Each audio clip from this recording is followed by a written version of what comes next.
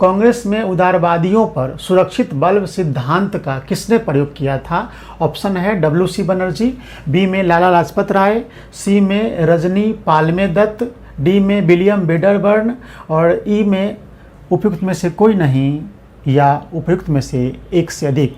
तो फ्रेंड्स, इसका सही उत्तर हो जाएगा लाला लाजपत राय।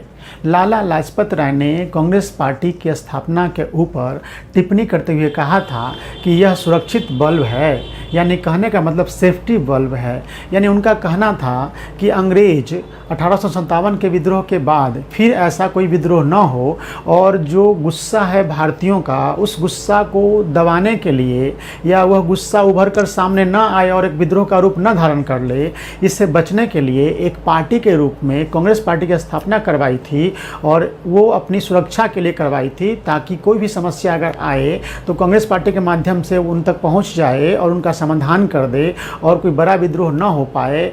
तो इसीलिए लाला लाजपत राय ने कांग्रेस पार्टी की स्थापना को सेफ्टी बल्ब कहकर संबोधित किया है। इसलिए इसका आंसर हो जाएगा लाला लाजपत राय।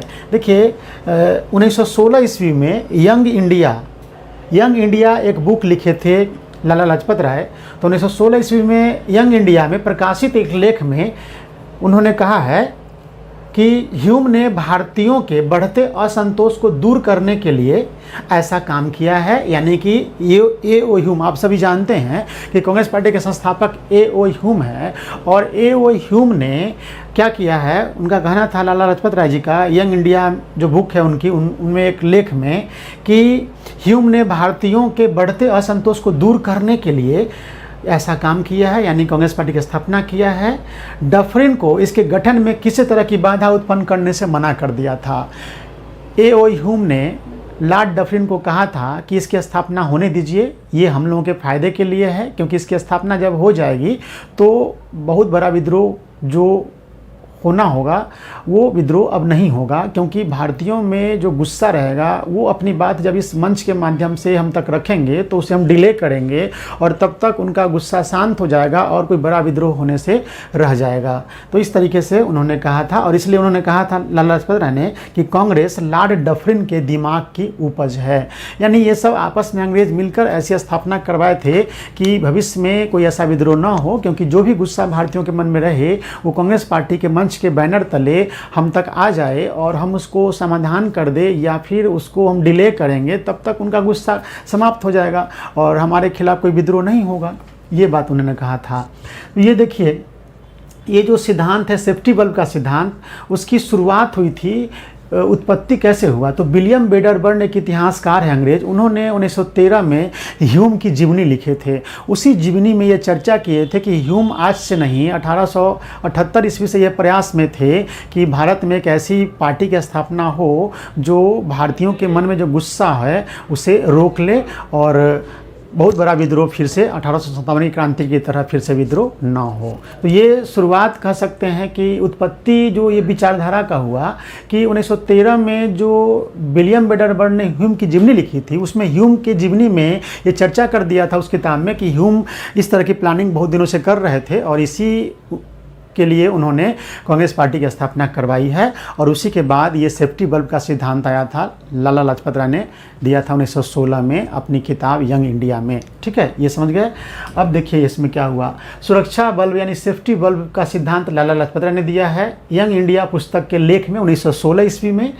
षड्यंत्र सिद्धांत एक है रजनी पालमे दत्त का, उत्पत्ति का श्रेय आपको रजनी पालमे दत्त, यानी षड्यंत्र जिस तरह से सुरक्षा बल्ब सिद्धांत है ना कांग्रेस पार्टी से संबंधित, उसी तरह से षड्यंत्र का सिद्धांत है और इसकी उत्पत्ति का श्रेय जाता है रजनी पालमे दत्त को। और ये इनका जो सिद्धांत उभरा है कैसे, तो सुरक्षा बल्ब की अवधारणा जो आई उसके बाद इन्होंने अपनी अवधारणा दी और उन्होंने कहा है रजनी पालमे दत्त ने कि कांग्रेस का जन्म भारत में एक लोकप्रिय विद्रोह को कुचलने की साजिश से हुआ था और उनका मानना था कि भारत के बुजुर्ग यानी मध्यम वर्ग नेता भी इस योजना में शामिल थे। यानी रजनी पाम दत्त ने साफ साफ कहा है कि कांग्रेस का जन्म भारत में एक लोकप्रिय विद्रोह को कुचलने की साजिश से हुआ था और उनका मानना था कि भारत के जो बुर्जुआ वर्ग थे यानी मध्यम वर्ग, वो अंग्रेजों के साथ इस क्रांति इस विद्रोह को दबाने में लगे हुए थे वो लोग भी। इस तरह से रजनी पामदत्त षड्यंत्र का सिद्धांत कहा है, यानी कांग्रेस पार्टी की स्थापना को इन्होंने एक षड्यंत्र करार दिया है। और यह षड्यंत्र किस लिए, तो भविष्य में कोई विद्रोह न हो, इसे दबाने की साजिश के तौर पर षड्यंत्र के रूप में कांग्रेस पार्टी की स्थापना की बात कही है रजनी पालमेदत्त ने। एक और सिद्धांत है त्वरित चालक सिद्धांत, गोपाल कृष्ण गोखले ने दिया है ये 1913 ईस्वी में। ये क्या बताए हैं, लाइटनिंग कंडक्टर, आप लोग साइंस में पढ़ते होंगे, ज्योग्राफी में पढ़ते होंगे, त्वरित चालक का सिद्धांत। त्वरित चालक सिद्धांत किसने दिया, गोपाल कृष्ण गोखले ने 1913 में। ये भी कांग्रेस पार्टी के ऊपर ही इन्होंने दिया था। जैसे त्वरित चालक क्या होता है, जानते हैं कि किसी घर के ऊपर एक तांबे के तार आते हैं नीचे और अर्थिंग के रूप में उसको लगा दिया जाता है। अगर कोई बिजली चमकती है तो उस बिजली का प्रभाव उस तांबे के तार पे पड़ता है जो छत के टॉप पे रहता है, और घर जलने से, घर को नुकसान होने से बच जाता है। इसी सिद्धांत के आधार पर गोपाल कृष्ण गोखले ने कांग्रेस पार्टी को कहा था की स्थापना को कहा था त्वरित चालक, यानी कि अंग्रेज़ों के ऊपर किसी तरह की समस्या आनी होगी ना, तो वो समस्या किसके माध्यम से कम जाएगी, कांग्रेस पार्टी के माध्यम से कम जाएगी। यानी जो गुस्सा है वो कांग्रेस पार्टी उसे मतलब अपने स्तर से उनकी बात जब सुन लेंगे गुस्से को, तो वो वहीं पे रह जाएगा और अंग्रेज़ों को नुकसान इससे नहीं होगा। इसलिए इसको त्वरित चालक सिद्धांत कहा है गोपाल कृष्ण गोखले ने। त्वरित चालक क्या होता है, आप जान गए कि घर के ऊपर तांबे के तार से एक रॉड लगा रहता है और वो तांबे का तार नीचे अर्थिंग में जुड़ा रहता है, और कोई भी बिजली चमकती है तो उसका असर उस रॉड पे आता है और वो उस तार के माध्यम से वो उसका जो करंट है वो धरती में चला जाता है और घर को नुकसान होने से बच जाता है। ठीक इसी तरह से कांग्रेस पार्टी के बारे में इन्होंने कहा है कि त्वरित चालक के रूप में काम कर रहा है, कि डायरेक्ट अंग्रेज़ों को गुस्सा का सामना नहीं करना पड़ेगा। भारतीयों के मन में जो गुस्सा होगा वो मतलब कांग्रेस पार्टी के माध्यम से ये आएगा और अंग्रेज़ों को नुकसान कम होगा। ये जो कॉपर का तार होता है इसमें आविष्कार, ये जो त्वरित चालक होता है, कंसेप्ट जो घर के ऊपर लगाया जाता है, उसका आविष्कार 1749 ईस्वी में बेंजामिन फ्रैंकलिन ने किया था। इसे लाइटनिंग रॉड या लाइटनिंग एरेस्टर भी कहा जाता है। अब हम लोग देखते हैं लाला लाजपत राय के बारे में। ये पंजाब केसरी कहलाते हैं। पीएनबी जो बैंक है उनकी स्थापना में इनका महत्वपूर्ण योगदान रहा है। और मुख्य रचनाएं हैं young India, unhappy India, Arya Samaj books है। देखिए आर्य समाज एक संस्था है जिसके संस्थापक स्वामी दयानंद सरस्वती हैं, लेकिन आर्य समाज बुक है उसके रचनाकार हैं आपको ये लाला लाजपत राय जी हैं, ठीक ना। महात्मा गांधी ने इसे यंग इंडिया जर्नल के रूप में प्रकाशित किया था, अंग्रेजी साप्ताहिक पत्रिका रूप में। देखिए ये जो यंग इंडिया है एक बुक है, बुक के लेखक हैं लाला लाजपत राय, और उसी बुक में इन्होंने सुरक्षा बल का सिद्धांत दिया था। और आगे चलकर महात्मा गांधी ने यंग इंडिया नाम से एक जर्नल प्रकाशित करना शुरू किया, यानी पत्रिका।